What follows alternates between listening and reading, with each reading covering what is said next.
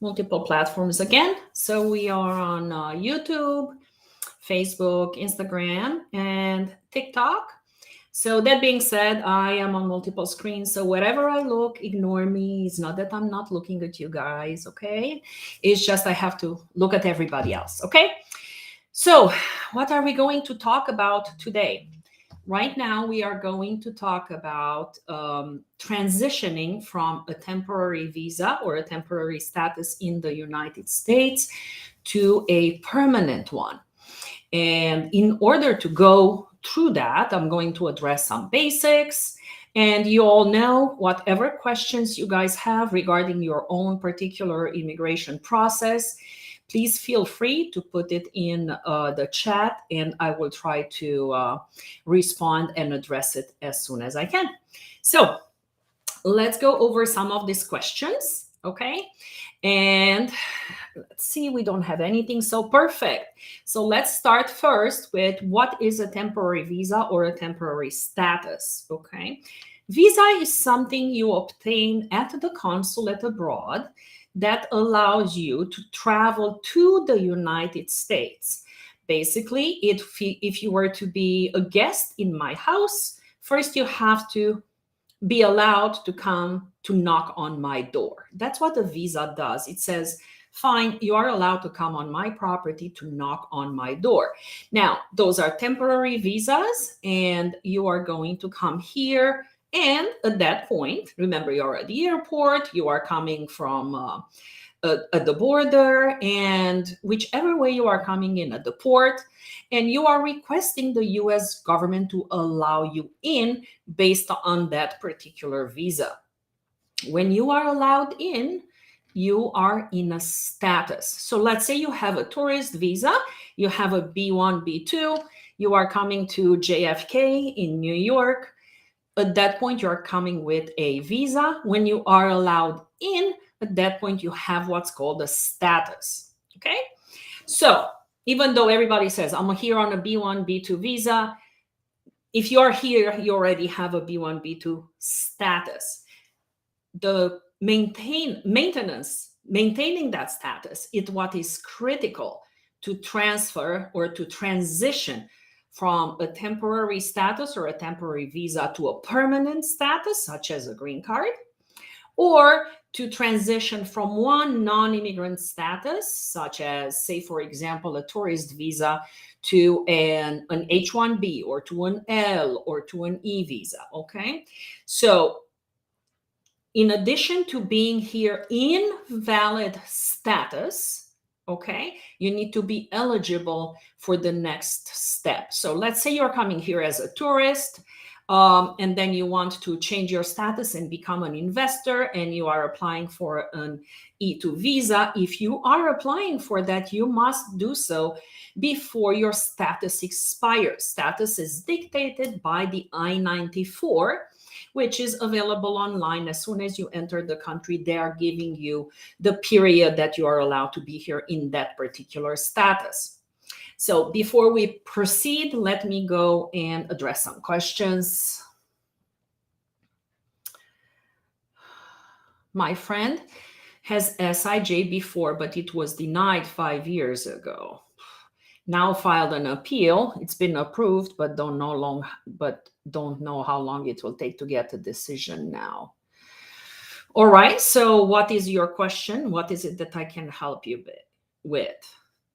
I applied for a VU visa, got submitted May 25th, 2022. How long it takes to get approved? About 6 to 7 years. Okay, Samir? 6 to 7 years. You can actually see that online. If you go to USCIS processing times and you go by application type, it also tells you what is the earliest date that you can actually file an inquiry on your case. So if you applied for a EU visa with an attorney, your attorney should be able to give you that information, okay? Anthony, EAD renewal applied after its expiration. This could jeopardize spending green card through approved VAWA. No, not necessarily, okay? So it really depends on where exactly you are in the process. So you say EAD renewal applied after its expiration. That's fine. This could jeopardize the pending green card through approved VAWA. The approved VAWA, it's a deferred action, and deferred action has a different expiration date than your EAD, your employment authorization document. So what you really want to do is talk to your lawyer who filed your VAWA and ask them those questions, okay? So it's not okay. All right, let's see. Yeah, so the fact that you applied for the renewal of the work permit after doesn't matter much, because if the VAWA is approved and you're still in the period of deferred action, you're fine. And your green card is pending, so you are in a period of authorized stay regardless, okay? Let's see. You're welcome, Samir. Sorry, my answer is kind of slow. How long would it take? 6 to 7 years. Nothing I can do about that. Yana, question, how long it'll take normally to get the decision after the motion is approved? So if you have a 290B that is approved, it needs to go back to the field office that made the adverse decision in your case. So if you were denied, then it needs to go back to that field office. When they get to it, they get to it. There is really not a deadline. What you could do is hire an attorney, perhaps, to ask them to proceed on that.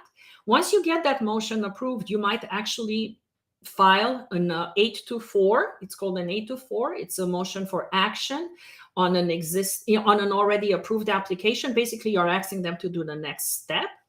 Or you can hire an attorney and file lawsuit in federal court. Okay.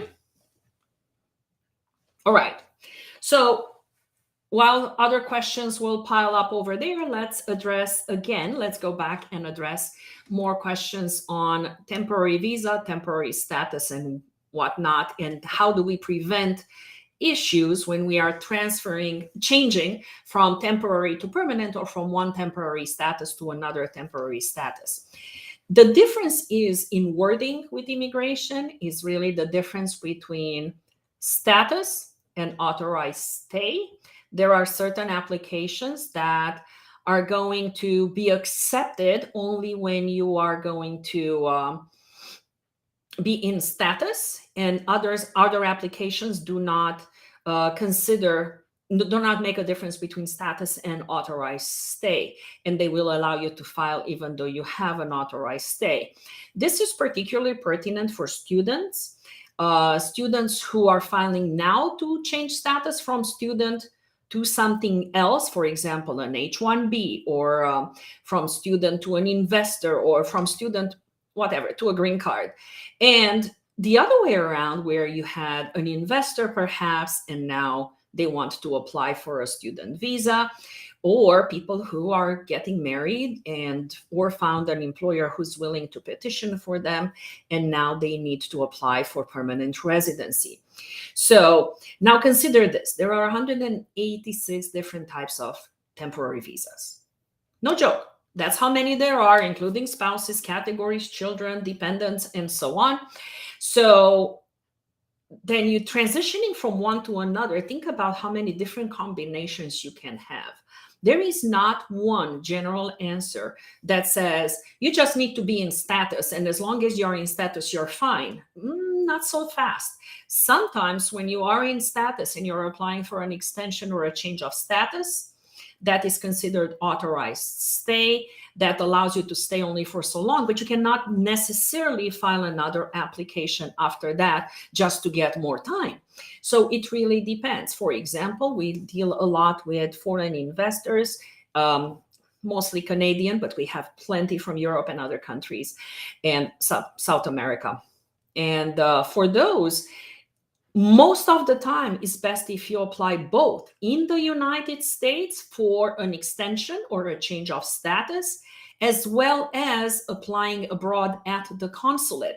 This way, if it gets processed on time, you get approved here in the United States, If it takes too long, then you're leaving on time, you are not out of status, and you are going to go wait outside abroad until the consulate calls you for the interview and grants you the visa at that point. So it is very critical. Now, students, right now, it's very critical for students who are on OPT, okay? Their status expires in May or June, and they are looking for options. They have a short period of time to remain in the United States after that expired. If they are doing H-1Bs, it's a little bit different. Anything else pretty much requires you to leave. It requires you to go to your country and wait there. Even if you're applying for the H-1B, you need to apply, and then you have to go to the visa, get it back. So it's a little bit more complicated. Again, OPT and students on OPT, it takes a little bit longer, okay? Longer. That's not what I meant. Again, I can't speak. It's a little bit different for students. Let's see. Yana, my question is how long it will normally take to get the decision after the motion approved? Hopefully I answered your question. Yes, thank you. My pleasure. Hopefully that will be good. Abdullah, how long does it take to get work permit if you have SIJ? Do you have SIJ already approved, or did you already apply for the green card based on the SIJ? That makes a big difference. Let me know. How long does it take to bring my siblings in USA? Oh boy, depends on what country you are from. If you are filing today for your sister or your brother, and you are from most countries in the world, the wait is about 16 years, that is listed. And then you have to add about 2 to 3 years in processing time. So we are looking a long time. If you are from Mexico, China, Philippines, or India, that is significantly longer. My I-130 for my citizen mother is already 4+ years and no news. It should not take that long for your mom to be here. From your citizen mother. Okay. Well,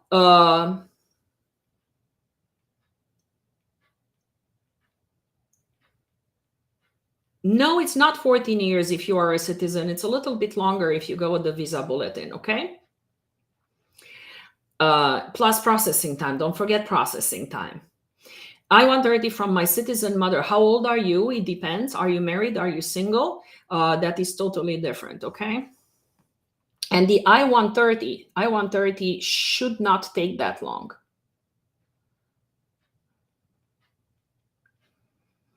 Okay, from Asian country, there are plenty of Asian countries that are in those 4 categories, or they are not, okay? So,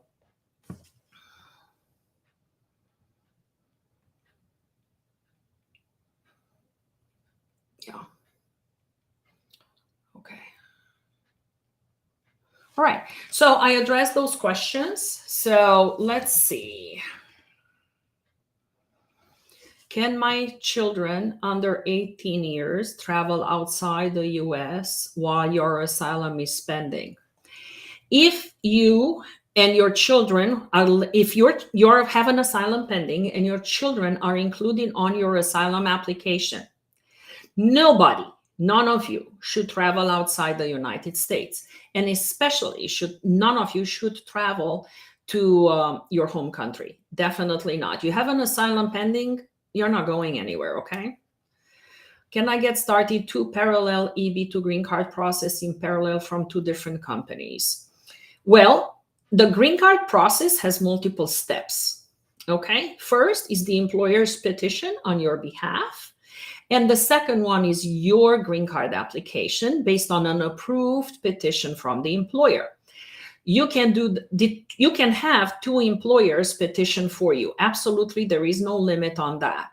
You can only file 1 green card application. So get one of them, get it approved, and then you go from the other one, okay? Krish, you got that? All right.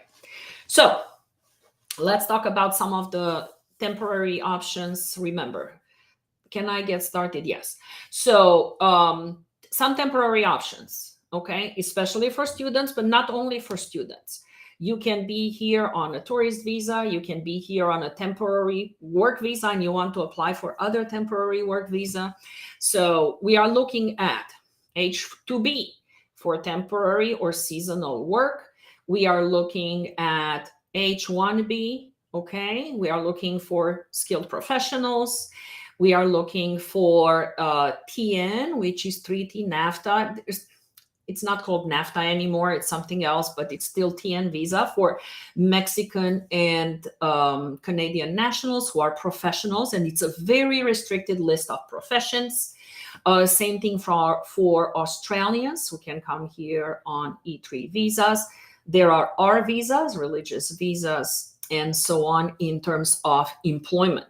Okay, you have, of course, others, professional athletes, actors, actresses, outstanding models, and so on. So each profession, most professions have some visas available, okay? The process is different depending on the visa type. In terms of permanent options, what we have is EB, employment-based, and we have EB-5 for those who have money to invest over $1 million.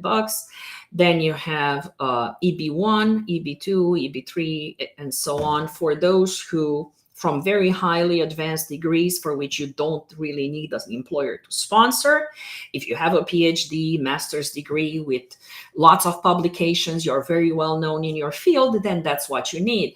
You don't need an employer. For everything else, you need an employer to sponsor you, and the process is different depending on which category you are eligible for, okay?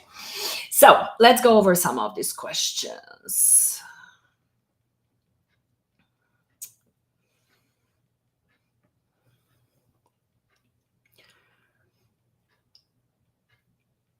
Okay, SIJ already approved and want to get work permit. So apply for if the SIJ is approved, you should apply for the green card. As part of that green card process, you apply for a work permit.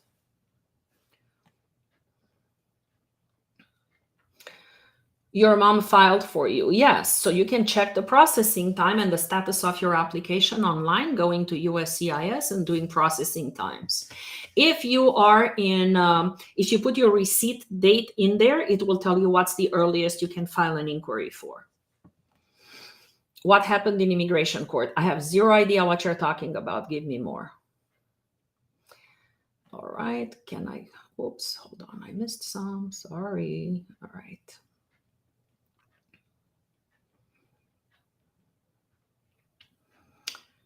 Let's see. All right.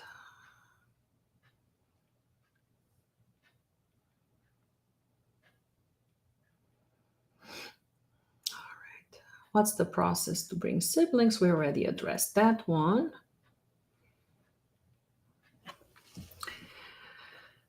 Okay, asylum pending. Is granted travel documents possible?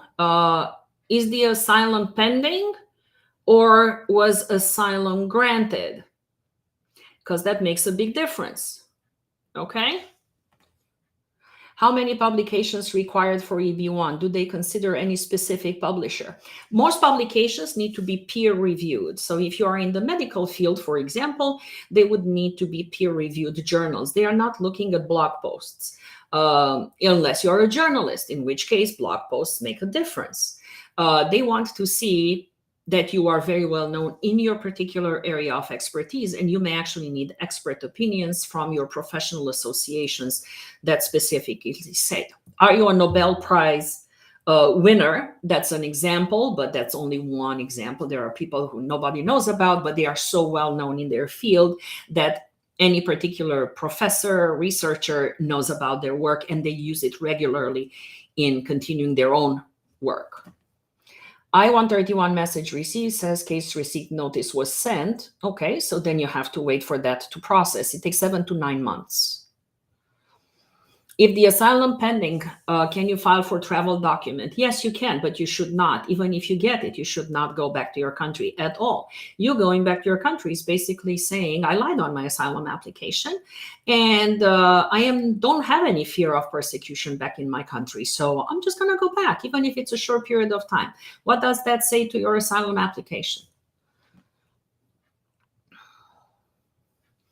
I'm waiting for my mom and dad. I-130 not approved. It's been 7 months. You got ways to go. So I-130 is, it takes a little bit longer. Now, are your parents in the United States? Are your parents outside the United States? Are you a US citizen who filed for your parents? Tell me more, Bad Bunny.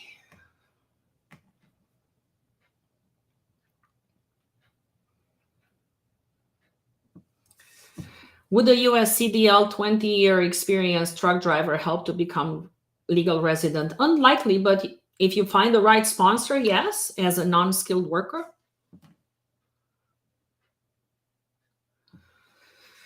I have a green card. How can I bring my parents for visa from Asia? They just go and apply for a visa on their own, and you can sponsor them financially. Other than that, it's nothing you can do as a permanent resident yourself. The consular officer will review your particular relationships and application for a visa, and if they see that you overstayed or you remain without status, that could lead to their denial because it establishes a trend. So you might want to wait until you're a citizen.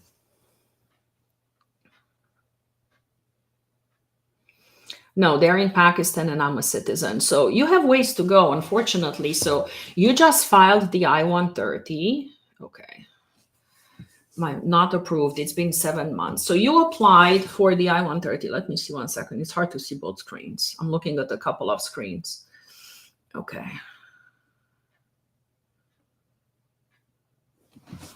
Let's see. I'll tell you.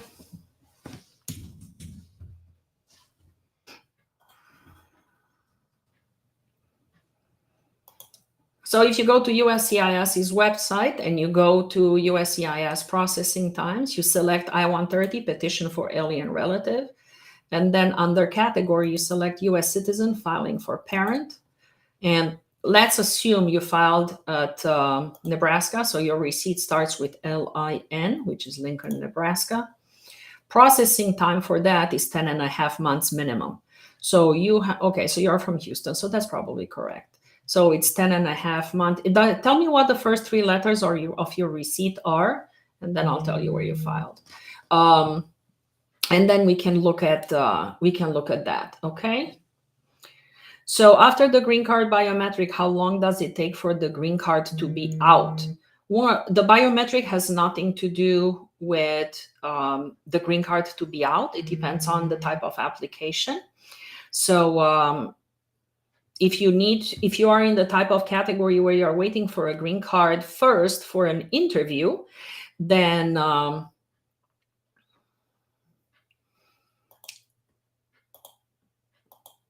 if you're waiting for a green card interview is when the local office has time. Okay, so IOE, it's Potomac Service Center, and there it's a minimum of 12 months. And once the I-130 is approved, then it goes to the National Visa Center. That's about a couple of months. Then there is an additional processing at the National Visa Center, 6 to 7 months. And then after they are documentarily qualified, meaning the government is satisfied that all the paperwork they received is all good and ready to go, then you are being placed in line for an interview at the home consulate in Karachi. Okay. So yeah, 12 months minimum. So you only applied 7 months ago, you got ways to go. All right. All right, so I'm caught up on all the answers over there. Let's, if there are no more questions. All right, good. Oh, you're welcome. I hope that was useful. Guys, don't take any of these applications lightly. Nothing with immigration. It's only about filling out forms. Ever. So it is very difficult for an immigration attorney if you hit issues later on in the process to try to reconfigure and figure out what you did in the beginning that screwed it up. So honestly, it is much cheaper to hire an immigration attorney from the beginning than having them later on in the process get involved in trying to fix it. At that point, it might not even be fixable. So just keep that in mind. Okay, hire an experienced immigration attorney when you need to. Come up with a payment plan or some other options and do it that way. Okay. I'm living in Canada on work permit. Can I move to the USA? It really depends. The fact that you live in Canada on work permit has nothing to do with your country of citizenship, your admissibility to the United States on a temporary or permanent basis. It is more important to know your family situation, your education, your employment prospects. Have you been in the United States before? Did you ever overstay your visa? Have you ever been here illegally? Do you have a criminal record? Do you not have a criminal record? Do you have an employer to sponsor you? Okay, Jay. So there is a lot more involved, and none of that mattered that you are in Canada on a work permit. Okay. So good to see everyone. So we'll chat again. I think we are scheduled for Wednesday, and we'll talk then. Bye, guys.